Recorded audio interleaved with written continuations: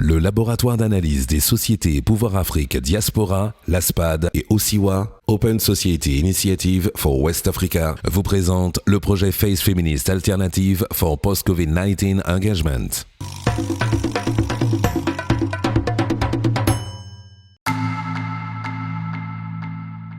Le projet FACE, Feminist Alternatives for Post-COVID-19 Engagements, est coordonné par le laboratoire LASPAD de l'Université Gaston Berger de Saint-Louis et dirigé par le professeur Mampendaba.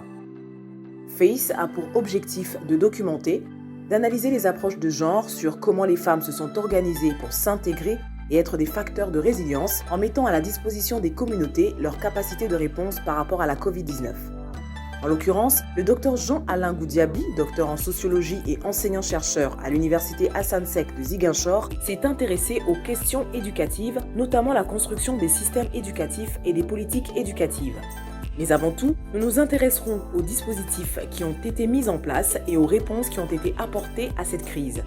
On peut citer des initiatives qui relèvent du ministère de l'Éducation nationale, telles que le programme Apprendre à la maison, ou d'autres privées telles que la salle des profs.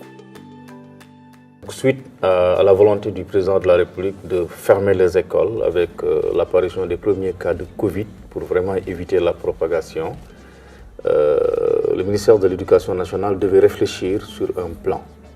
Et le plan, c'était de pouvoir faire de la continuité pédagogique. La continuité pédagogique, c'est-à-dire que les enfants restent à la maison mais continuent à apprendre. Et c'est comme ça qu'est né le concept apprendre à la maison. Apprendre à la maison, c'était 3 volets.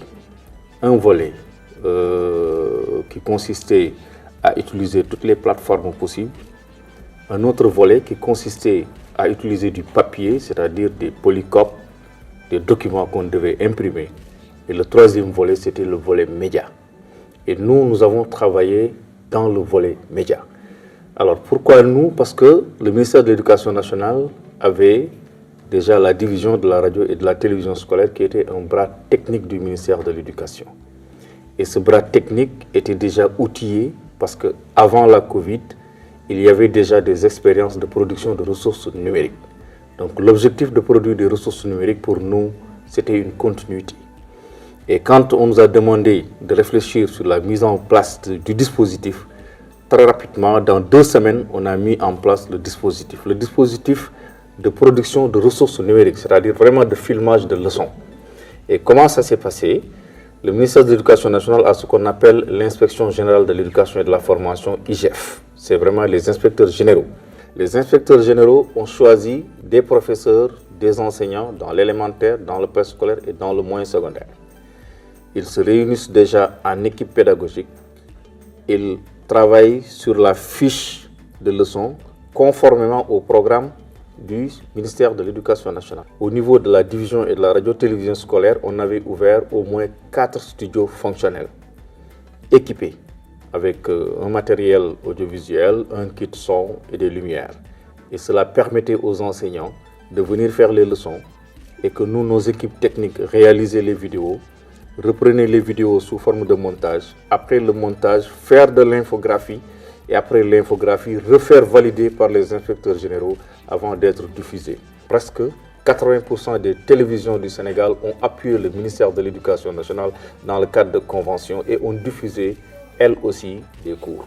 Et c'est ce qui a fait que le maillage était bien, en tout cas sur tout le territoire national, ne serait-ce qu'avec la télévision nationale, RTS 1, on était presque dans toutes les régions, dans tous les départements et jusqu'aux zones les plus éloignées. À côté de ces zones qui n'avaient pas accès peut-être à la télévision ou qui n'avaient pas accès aux plateformes, ou peut-être le transport de papier prenait du temps, nous avons également fait des productions audio avec la radio. Le partenaire et le ministère de l'Éducation nationale nous ont permis d'installer rapidement des studios de radio et à travers ces studios, les mêmes enseignants qui faisaient les cours à la télé faisaient les mêmes cours à la radio. On faisait donc cette production et on distribuait avec l'URAC, qui est l'Union des radios communautaires, qui nous a permis de toucher toutes les radios et toutes les régions et toutes les localités les plus éloignées. Jusqu'à Fonguélébi, jusqu'à Kédougou, jusqu'à Matam, jusqu'à Ziguinchor, jusqu'à Bignona.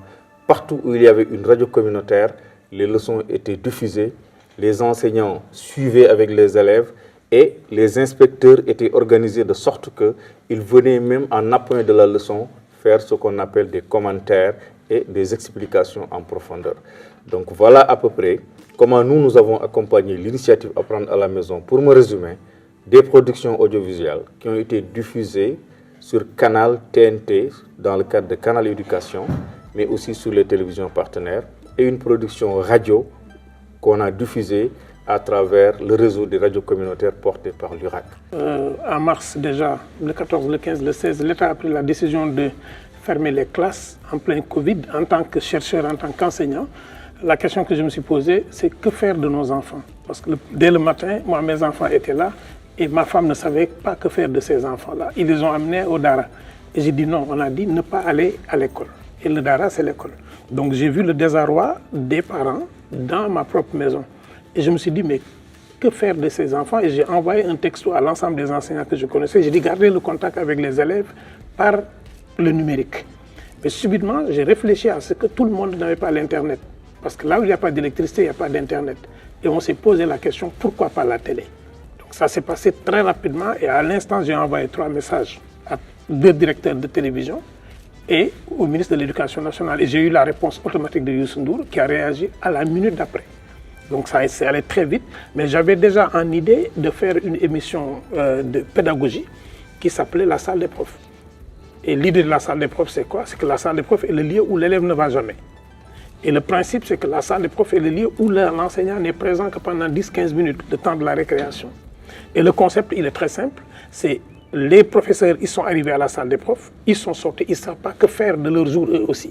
Et chaque professeur décide, chaque enseignant décide d'expliquer une notion aux autres enseignants par rapport à sa matière pour s'enrichir mutuellement.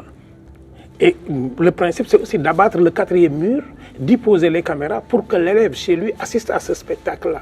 Donc il ne s'agissait pas de continuer les cours du ministère de l'Éducation nationale, je n'y avais pas le droit, mais j'avais le droit, en tant que parent, de permettre aux enseignants de contribuer. C'est pourquoi c'est allé très vite et dès le 17, nous avions commencé, 3 jours après la fermeture, nous avions déjà commencé à diffuser le premier numéro et le premier, on l'a fait en direct. La salle de prof, c'est des cours en fait. La salle de prof, c'est des cours. Mais ce que j'appelle la télévision, c'est la double communication. Il y a la communication pour ceux qui sont sur le plateau et il y a une double communication qui est destinée à l'élève. Il ne fallait pas stresser les élèves. C'est pourquoi le principe, c'était de prendre les classes d'examen. Le CM2, 3e et la terminale. Parce que l'État avait dit que la fermeture des classes, c'était sur 3 semaines. Donc nous, c'était accompagner les élèves sur 3 semaines.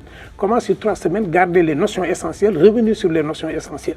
Et ce qui est impressionnant, c'est que dès qu'on a commencé les cours de CM2, ceux qui nous appelaient, c'était les parents qui avaient déjà fait le CM2 et qui se rappelaient les cours de CM2 et qui travaillaient maintenant avec leurs enfants. Parce que les parents étaient à la maison, c'était le confinement. Et après, au bout de 3 semaines, l'État a encore ouvert. On s'est réunis et on a dit on continue. C'est comme ça qu'on a continué. Les enseignants venaient gratuitement. Il n'y avait pas de prise en charge et l'État ne nous avait pas subventionné parce que je n'attendais pas ça de l'État. La question qui s'est posée, c'est les médecins apportent leur savoir, les riches apportent du détergent au peuple, mais qu'est-ce que les enseignants vont apporter et qu'est-ce que l'histoire retiendra? C'est comme ça que j'ai pu mobiliser tous les enseignants autour de ce projet et heureusement que la TFM avait décidé d'assurer toute la production parce que n'eût été cela, on n'aurait pas eu cela. Et quand on est arrivé à la deuxième phase, l'État a décidé d'organiser les examens. Avec Astumben, on s'est réunis, on s'est dit, mais qu'est-ce qu'il faut faire? On a dit, on va faire salle des profs en route vers l'examen. C'était maintenant les élèves qui reprenaient les exercices sur les plateformes numériques parce qu'on postait des exercices, les élèves faisaient les exercices et renvoyaient sur un groupe WhatsApp et on faisait la correction. C'est ça qui nous a permis d'avoir les difficultés sérieuses en association avec en coopération avec les associations des professeurs de mathématiques, des professeurs de français, des professeurs d'histoire et de géographie. On a travaillé avec ces structures-là pour sérier les points les plus difficiles et préparer les élèves à l'examen. L'objectif, c'était juste ceci. Il y a une situation de crise. En situation de crise, on ne se lamente pas, on riposte. Pour moi, c'était dire à Covid, les enseignants sénégalais sont plus forts que toi. Et la réactivité, pour moi, elle tue le désespoir. Et c'est pourquoi nous sommes allés très vite. Dans le cadre du projet FACE, le Dr Jean-Alain Goudiaby avait en charge de réfléchir sur comment, finalement, la question du genre est prise en compte dans les réponses à la Covid-19 au Sénégal. Et en même temps, ce que ces différentes réponses nous disent sur les inégalités liées au genre ou la question du genre dans l'éducation. Mais ce qu'on peut retenir entre autres, c'est la capacité finalement du système à faire face à la question de la COVID-19 ou aux crises. Il y a tout au moins 3 choses.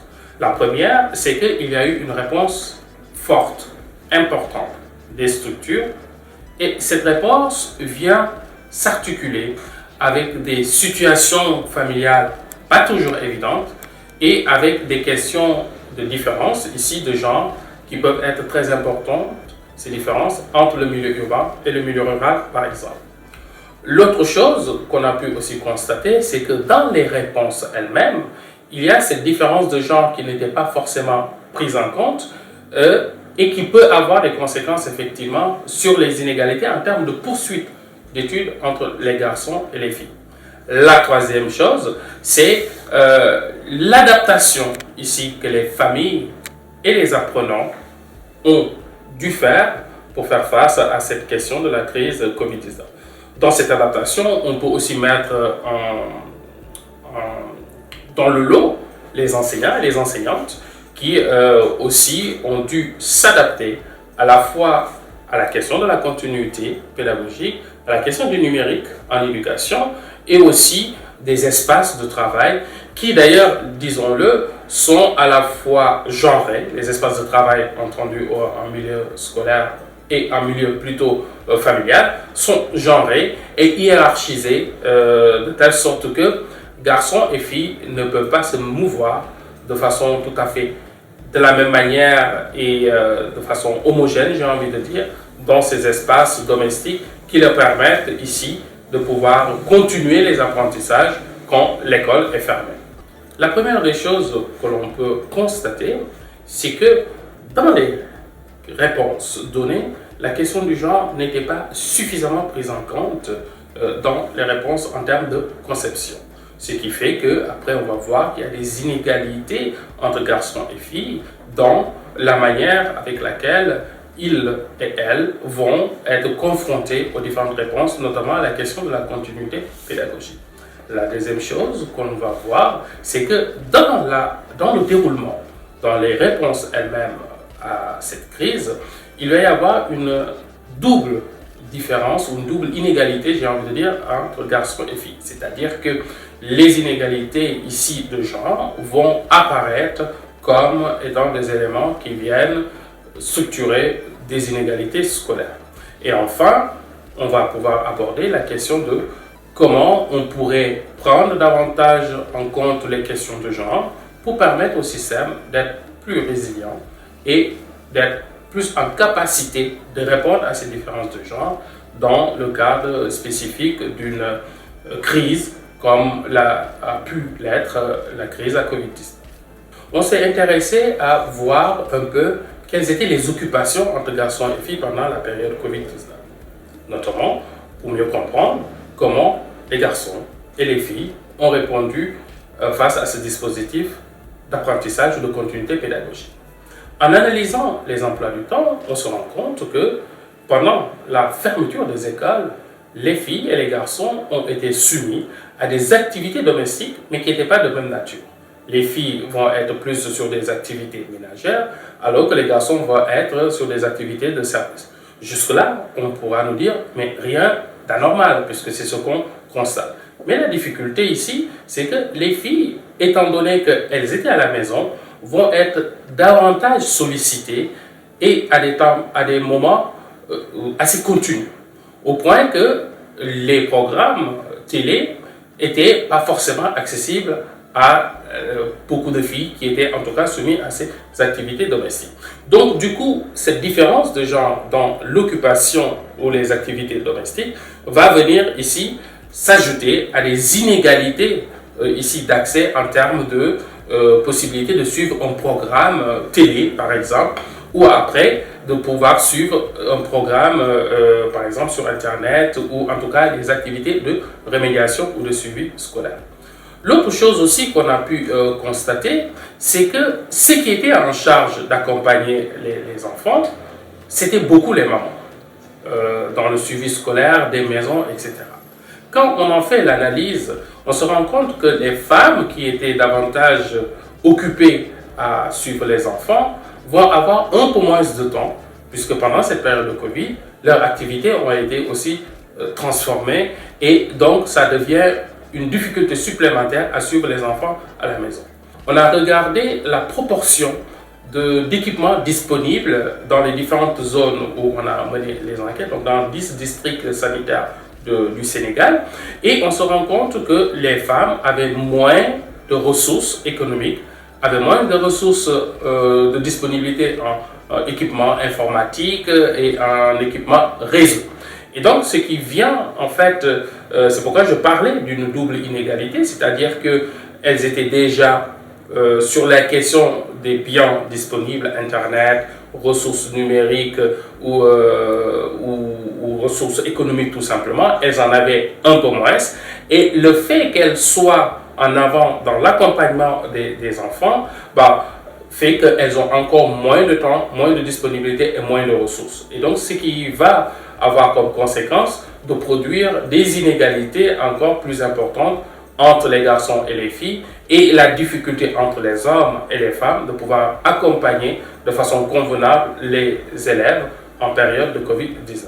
Autre chose qu'on voulait aussi mesurer dans la recherche à un moment donné, c'était de savoir est-ce que ces différences entre garçons et filles, on pouvait les retrouver une fois que les écoles allaient reprendre. C'est-à-dire un peu, est-ce que les filles allaient revenir à l'école une fois que les classes allaient rouvrir.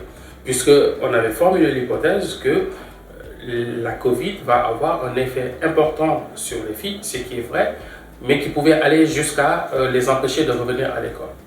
Les résultats que nous avons en ce moment et à l'issue de nos études ne nous permettent pas de dire clairement que les filles ont plus abandonné que les garçons. On se rend compte d'ailleurs qu'elles ont repris les études autant que les filles, que les garçons.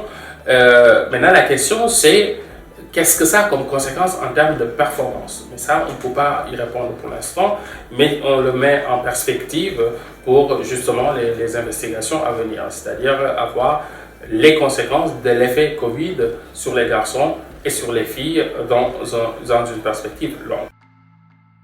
L'étude du professeur Jean-Alain Goudiaby s'est aussi intéressée à la masculinité et aux effets de la pandémie sur les jeunes garçons. L'autre chose aussi qu'il faut noter, notamment sur les garçons, c'est que cette fermeture de l'école a occasionné des activités économiques. Notamment, certains ont commencé à découvrir d'autres activités. On a pu constater, par exemple, dans la région de Kaolack, des activités autour du Jakarta, par exemple. Et donc, ces jeunes garçons ayant découvert pour certains ou ayant renforcé leur activité autour de la conduite des motos Jakarta, mais on voit que quand l'école a réouvert ses portes, certains ne sont pas revenus et d'autres ont continué à allier justement ce travail économique et puis le travail scolaire. Il faut maintenant regarder qu'est-ce que ça va produire en termes de résultats scolaires sur les années à venir. Mais pour résumer, c'est que ces dispositifs, puisqu'il y a en fait au final plusieurs activités, ont permis de voir qu'il y a une différence dans l'occupation des garçons et des filles, notamment dans l'articulation du travail domestique et du travail scolaire. Et ce qu'on a pu montrer et voir, c'est que la pression a été plus importante chez les filles, notamment en termes d'amplitude de travail et de diversité des tâches, alors que les garçons vont rester sur des activités moindres et très ponctuelles quand il s'agit de travaux domestiques. Quelles leçons et bonnes pratiques pour l'éducation pouvons-nous tirer de cette expérience de la Covid-19 ? Bon oui, je pense que déjà, nous, on a beaucoup réfléchi sur comment systématiquement régler cette question de l'enseignement à distance. Parce que dans tous les cas, quelles que soient les crises, il faut que les gens, comme je l'ai dit tout à l'heure, sachent qu'on peut continuer les apprentissages. Les apprentissages ne doivent pas cesser sous prétexte qu'il y a une crise, et n'importe laquelle. Donc, qu'est-ce qui est fait? Aujourd'hui, en tout cas, nous, au niveau de la télévision scolaire, avec Canal Éducation, nous avons vu déjà, en termes de renforcement de capacité, le ministère qui a mis en place vraiment des mécanismes pour nous aider à renforcer nos capacités sur le plan technique. Sur le plan équipement audiovisuel également, le ministère de l'Éducation nationale a mis en place presque 100 millions de francs CFA et les équipements vont être montés ici spécialement pour accompagner ces genres d'initiatives. Nous, notre objectif aujourd'hui, in fine, c'est de produire l'ensemble du programme du Sénégal, en tout cas du préscolaire au moyen secondaire, qu'on puisse avoir toutes les leçons sous forme de ressources numériques. Aujourd'hui, on a fait un catalogage, on est à presque 1000 ressources numériques qui sont identifiées, cataloguées et gardées, où vous pouvez accéder rapidement dans les plateformes créées par le système d'informatique du ministère de l'Éducation nationale, le CIMEN. On est presque prêt, je peux dire, à affronter n'importe quelle crise, en tout cas dans le domaine de l'enseignement, pour pouvoir aller sur une stratégie de continuité pédagogique. Moi, ce que j'ai appris avec le Covid, c'est qu'on n'est plus certain de rien. Parce qu'on est sorti de Covid, mais qu'est-ce qui viendra après? Quelle est la prochaine crise? Comment est-ce que nous allons être prêts pour la prochaine crise? Est-ce que nos maisons sont configurées pour que nos enfants y restent y après? Est-ce qu'on va continuer à avoir des 150 mètres carrés? Est-ce qu'on va construire encore nos maisons uniquement pour la télévision, pour les matchs de football? Ou est-ce qu'on va penser à des espaces d'apprentissage? Nos enfants n'ont pas d'espace d'apprentissage dans les maisons parce que nous ne construisons pas nos maisons en pensant à nos enfants, mais on pense au regard des autres sur nous. Nous travaillons plus sur la façade que sur l'intérieur.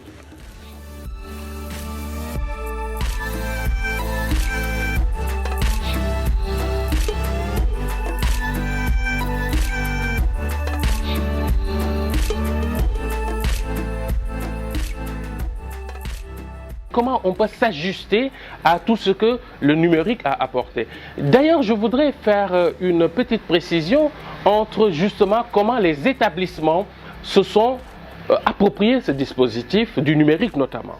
Et là, j'évoque ici la différence entre le public et le privé. On s'est rendu compte que certains établissements privés, parce qu'avaient déjà intégré le numérique dans les activités pédagogiques, se sont plus adaptés, plus facilement, dirais-je, à ce dispositif-là. Alors, comment on pourrait s'ajuster à cette pandémie et au numérique? À mon avis, il faut d'abord qu'on puisse essayer de rétablir cette iniquité territoriale. Ça veut dire qu'il faudrait que le milieu urbain, le milieu rural soient dotés des mêmes ressources, j'ai envie de dire. La première des ressources, c'est évidemment l'électricité, c'est évidemment des bâtiments aux normes, puisqu'on le sait que les abris provisoires sont plus nombreux au milieu rural qu'en milieu urbain, et qu'on puisse aussi familiariser progressivement l'apprenant, l'enfant, à l'usage du numérique en éducation. Parce que l'usage du numérique en éducation ne va pas de soi. On l'a testé ici dans le dispositif à travers l'usage de la télévision pour enseigner. Et on le sait, d'habitude, dans les familles, le téléviseur n'est pas utilisé pour des activités pédagogiques.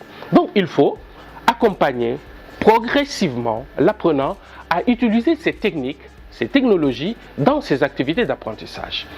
Deuxième chose qui me semble importante, c'est comment on accompagne finalement toute la communauté éducative autour de ce dispositif. Dans communauté éducative, j'entends ici les enseignants, bien sûr, puisque eux aussi, ils ont été surpris par cette pandémie, tout comme tous les acteurs de l'éducation d'une manière générale. Il faut qu'on puisse les capaciter, les doter en ressources, en compétences, pour qu'ils puissent eux-mêmes utiliser ces ressources numériques dans le cadre de leurs activités pédagogiques. Deuxième niveau ou deuxième acteur qu'il faut capaciter, j'ai déjà parlé des élèves, c'est aussi l'encadrement. Et dans l'encadrement, il y a deux niveaux. Il y a l'encadrement, le corps administratif, les directeurs d'établissement, les principaux, etc. Mais il faut aussi capaciter les familles. La capacitation des familles, c'est là sans doute où ça va être plus difficile. Mais à mon avis, il faudrait qu'on arrive à resituer l'importance de l'école déjà et aussi des mutations qui se vivent à l'intérieur de l'école en termes d'approche pédagogique. Ça permettrait aux parents de mieux s'approprier l'école, de pouvoir mieux comprendre que l'école a évolué, que ce n'est pas forcément un rapport direct enseignant-enseigné, mais aussi ça peut être des rapports médiés. Médiés, c'est-à-dire par l'intermédiaire de technologies, par l'intermédiaire d'autres activités qui peuvent être ludiques d'ailleurs. Dans les différents dispositifs, il y a quelque chose qui manque dans l'accompagnement de l'apprenant dans ce dispositif. Et enfin, c'est des ressources. Les ressources, c'est des ressources matérielles, je l'évoquais tantôt, c'est des ressources symboliques dans la capacité que les autorités vont avoir à faire comprendre aux apprenants la nécessité et l'urgence même d'utiliser les autres technologies. Mais ce qu'il faut aussi retenir, c'est que l'enseignement à distance ou l'usage du numérique ne se décrète pas. On ne peut pas se lever du jour au lendemain et penser que parce qu'on a mis des cours sur Internet, parce qu'on a mis des cours à la télévision, que c'est automatique, les apprenants vont apprendre et acquérir la connaissance. Non, c'est un processus, c'est un accompagnement et c'est sans doute ce qui nous a manqué. Bien sûr, on le comprend par le fait de l'urgence, mais puisque les expériences doivent nous aider à nous approprier les situations et surtout à nous préparer à des cas de figure qui pourraient être similaires, à mon avis, il faudrait qu'on anticipe sur cet aspect-là, c'est-à-dire à penser le système dans sa globalité et à voir comment on peut le rendre plus résilient. Et le rendre plus résilient, c'est préparer dès maintenant les crises potentielles et du coup en dotant les différents acteurs de compétences, de savoir-faire et de savoir-être pour que si une situation comme celle-là de la Covid-19 venait à surgir au Sénégal ou à ressurgir, que nous puissions collectivement faire face à cette pandémie ou à une situation de crise, quelle qu'elle soit.